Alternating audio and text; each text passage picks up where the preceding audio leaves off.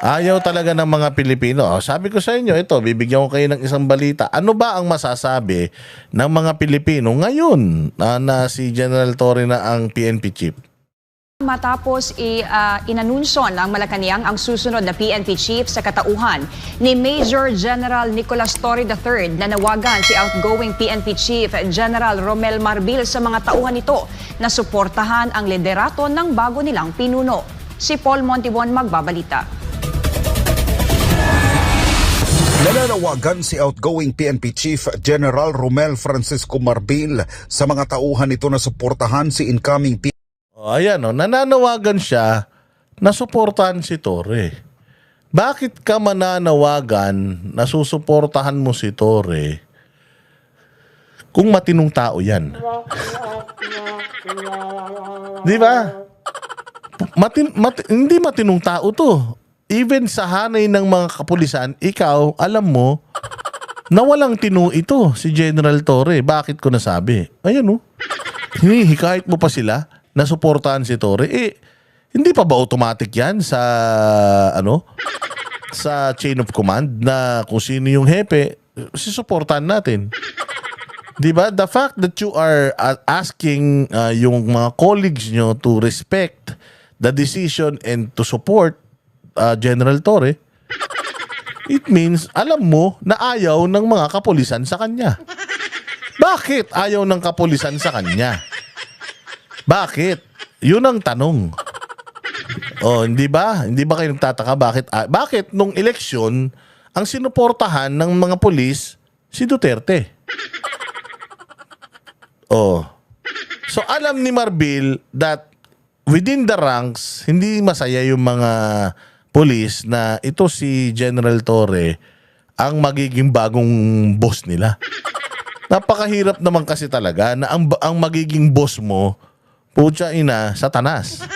Siyempre, pag Satanas yung boss mo, lahat ng iutos sa iyo niyan, puro kademonyoan. O di, sino makakasuhan? Ikaw ba o siya? Ikaw makakasuhan ka dahil sa utos niya sa pagsunod mo sa tungkulin mo. Kasi sasabihin sa'yo, alam mo palang mali, ba't mo ginawa? Hindi ba? Kaya kayo mga pulis, kung alam nyong mali, wag nyong gawin. Because at the end of the day, pag kinasuhan kayo, at sinabi nyo na inutos lang kasi, inutos niya, alam mo bang tama o mali? Sinabi mo, alam ko sir, mali, inutos niya alam mo palang mali, ba't mo sinunod? Kasalanan mo. PNP Chief Police Major General Nicolas Torre III. Kasunod ito ng anunsyo ng palasyo kay Torre bilang susunod na pinuno ng pambansang pulisya.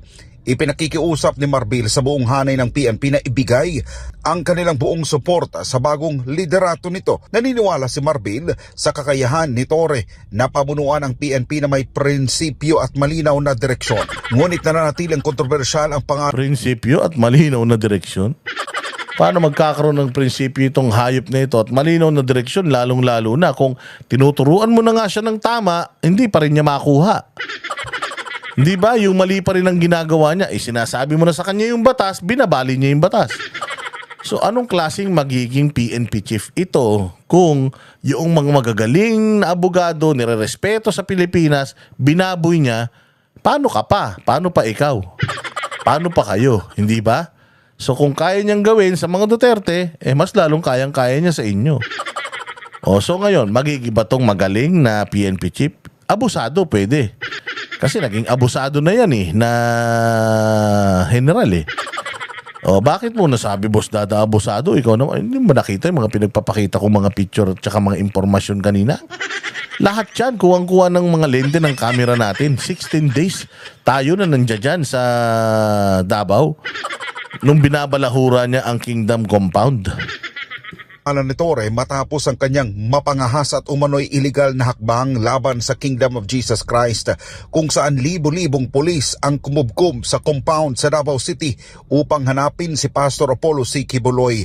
Dahil sa matagal na panggigipit, napilitan si Pastor Kibuloy na isuko ang sarili sa mga otoridad upang matigil ang tensyon na tumagal ng 16 na araw. Pinangunahan din ni Torre ang operasyon na kinikwestiyon bilang iligal na pag-aresto at pagpapadala ipadala kay dating Pangulong Rodrigo Duterte sa ICC facility sa The Hague, Netherlands. No, the former president fiscal abogado telling him, this is wrong, this is kidnapping.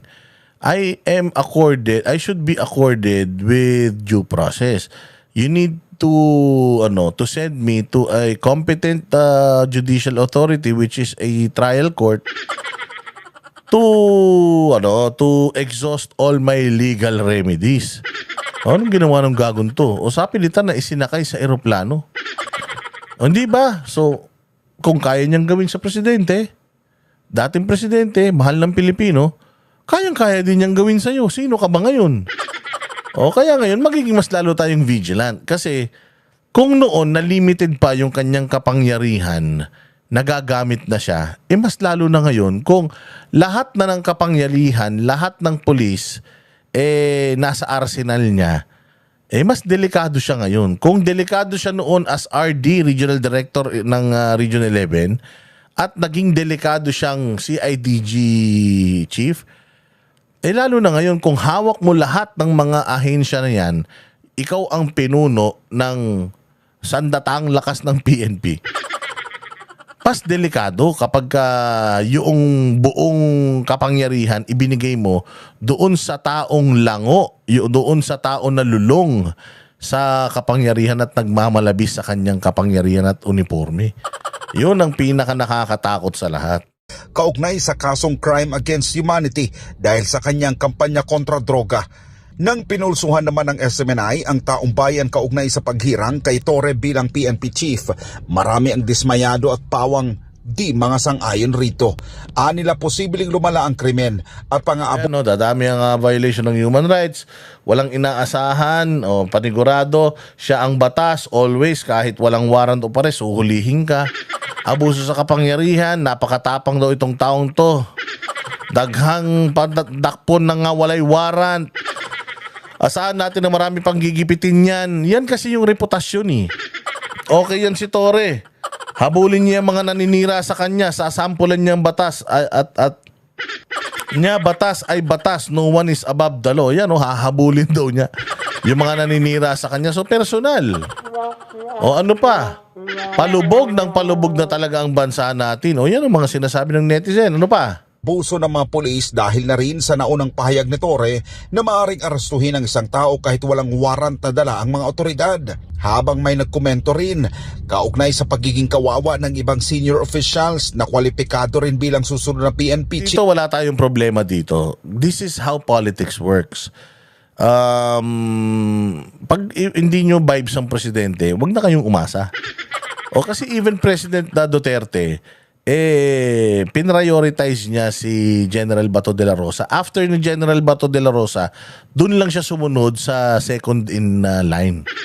Dun lang siya sumunod sa hierarchy, yung sa pila. Pero noong siya ay umupo, tinalaga niya si Bato de la Rosa na Major General lang. Brigadier General lang. So nangyayari yan. Hindi malaking issue yan. Discretion kasi talaga ng presidente kung sino yung gusto niya na maging katuwang niya sa law enforcement. Ganun talaga yan. Huwag nyo nang anuhin yan. Hindi sip-sip yung mga pulis na yan. Sorry sila, mas magaling si Torre sa kanila. Chief, ngunit bigong napili ng Pangulo. Sa June 2, nakatagdang isagawa ang change of command kay Torre. So congratulations again, General Torre. You've earned it. You've earned it, sir. Para sa akin, talagang itong mga pinagagawa mo, kidding aside to itong mga pinagagawa mo nung nakaraan, para sa akin, pambabalahura talaga yan sa batas. And I know na alam mo na mali talaga yung ginawa mo. Pero you still did it anyway, sabi nga.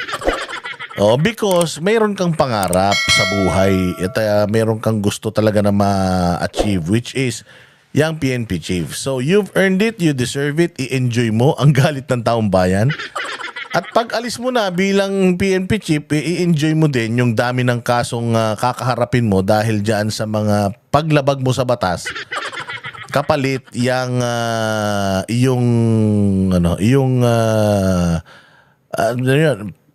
pagiging PNP chief. Ayan. Okay, maraming salamat mga bossing. Mabuhay kayo. Na-miss ko kayo. Kita-kita po tayo ulit sa susunod na vlog. Mabuhay. God bless us all and God bless the Philippines.